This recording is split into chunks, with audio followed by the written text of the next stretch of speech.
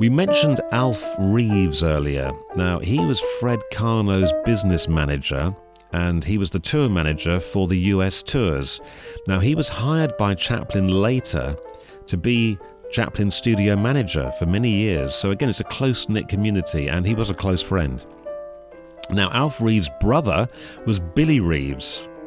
Billie Reeves was a performer for the Fred Karno Company. For many years, he'd been cited as the originator of the drunk character role in Karno's Mummingbirds.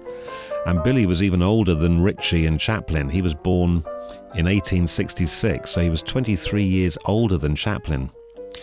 And he'd appeared in the Ziegfeld Follies from 1908. Now, the film company Lubin hired him in 1915, presumably as another potential Chaplin success story, but Billie resisted using the same costume. Lubin wanted him to do it, he was trying to fight it. But as you can see here, there are resemblances going on.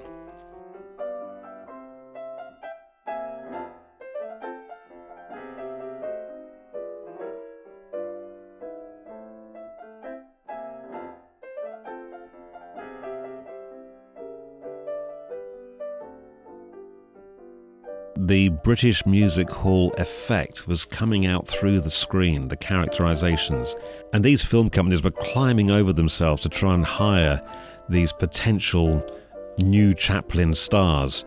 Sid Chaplin was another Karno veteran, obviously Charlie's older brother. He'd been with Karno since 1906 and was a big star with Karno. So Sennett hired Sid just before Charlie left, and then gave him his own starring series as Gussel, with a beautiful, attractive wife in the shape of Phyllis Allen.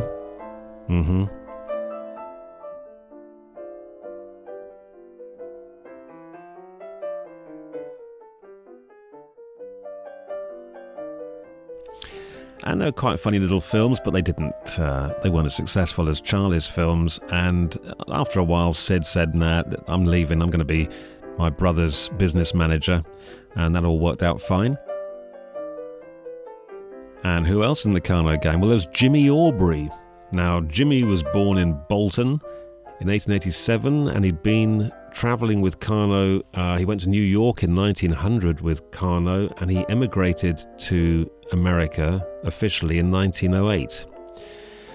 Now, Jimmy Aubrey's film career started as part of a comedy duo called Heinie and Louie, which was created really to cash in on the success of Weber and Fields. They were really successful at starlight comedies. Jimmy Aubrey was Heinie and Walter Kendig was Louie, and they had a good successful film career from 1915 to the beginning of 1917. And from there, Aubrey went on to support Huey Mack at Vitagraph, and he became a star of his own films for Chadwick and Joe Rock, and then the Weiss brothers in the 1920s. So, although some people scorn Jimmy Aubrey, I think he is a very significant Karno star and should be applauded.